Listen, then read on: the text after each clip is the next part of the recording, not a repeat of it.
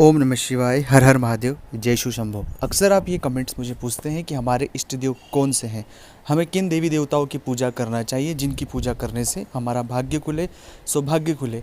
क्या अभी हम वर्तमान जिन देवी देवताओं की पूजा कर रहे हैं वो हमारे इष्ट है भी कि नहीं है, और इष्ट की पूजा उपासना करने से क्या होता है, इष्ट की उपासना करने का सही तरीका क्या है, और इष्ट को कैसे प्रसन्न करें हम।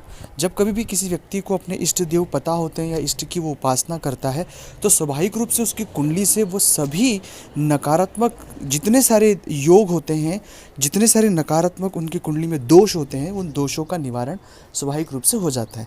इसलिए आपको अपने इष्ट देव पता होना अनिवार्य है।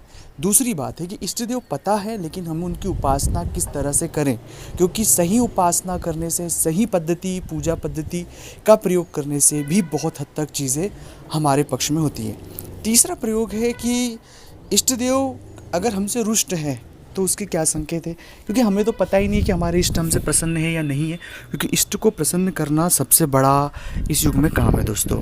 तो इस पूरे जवाब प्रश्नों उत्तर आपको मिल जाएंगे, इन पूरे प्रश्नों का उत्तर आपको बहुत आसानी से मिल जाएगा, और यह भी प्राप्त आप करेंगे कि इष्ट की कृपा आप पर बहुत कम समय में जल्द से जल्द हो जाएगी।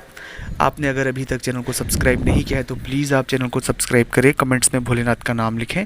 अगर आप चाहते हैं अपनी कुंडली का विश्लेषण हमसे करवाना, स्क्रीन के ऊपर नंबर चल रहे हैं, आप आएँ व्हाट्सएप पर अपॉइंटमेंट लेकर हमसे बात कर सकते हैं। उसका फीस और शुल्क लागू है दोस्तों। सर्वप्रथम जब इष्ट की बात आती है तो बहुत सारे जातकों को इष्ट को जानने के 3 तरीके हैं। अब इन 3 तरीकों को आप बहुत बारीकी से समझें। सबसे पहला तरीका है कि बचपन से ही अनायास कोई एक देव हैं जिनके प्रति आपका मन ही लगाव है, किसी ने आपको उनके बारे में कुछ बताया नहीं, आप बचपन से ही आपका बस उनके प्रति विशेष लगाव है।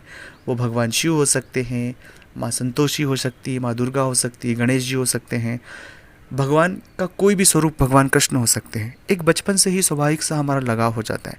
तो जब मन किसी ईश्वर के प्रति स्वतः ही दौड़ा जाए तो वो सबसे पहला आपका इष्ट है। आप ये स्वाभाविक रूप से स्वीकार कर ले कि वो आपके इष्ट हैं।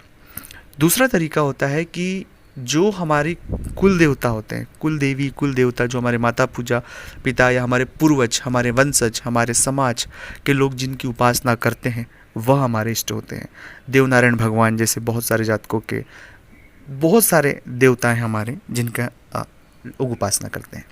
तीसरा तरीका ये होता है गुरु कृपा, मतलब जो हमारे गुरु के आदेश के पालन, गुरु कहते हैं कि आप इन देवी देवताओं की उपासना करें, तो गुरु कृपा से इष्ट कृपा होती। तो गुरु के कई बार आदेश के अनुसरण कर भी बहुत सारे जातक अपना इष्ट प्राप्त करते हैं। तो इन तीनों तरीकों में से आपने तीनों तरीकों को समझ लिया है तो अब आपको अपना इष्ट पता लग चुका होगा।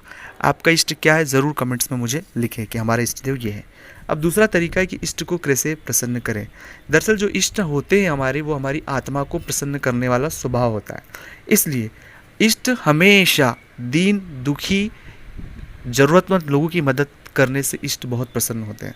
आप इष्ट की उपासना की जो भी पद्धति है उसे फॉलो करें। भगवान शिव की उपासना करें तो रोज़ जल से अभिषेक करें, महामृत्युंजय का पाठ करें। अगर आप राम जी के उपासक हैं तो सीताराम का जप करें, राम मंदिर में दर्शन करें। कृष्ण के उपासक हैं, कृष्ण के जप करें, कृष्ण गीता का पाठ करें। आप जो भी कृष्ण मंदिर हो वहाँ दर्शन करें नियमित रूप से और उन इष्ट का जाप करें। लेकिन सभी इष्टों में जो मूल है वो उनका मूल स्वभाव है प्रकृति प्रेम और जो भी ज़रूरतमंद व्यक्ति है उनकी मदद करना। तो अगर अपने इष्ट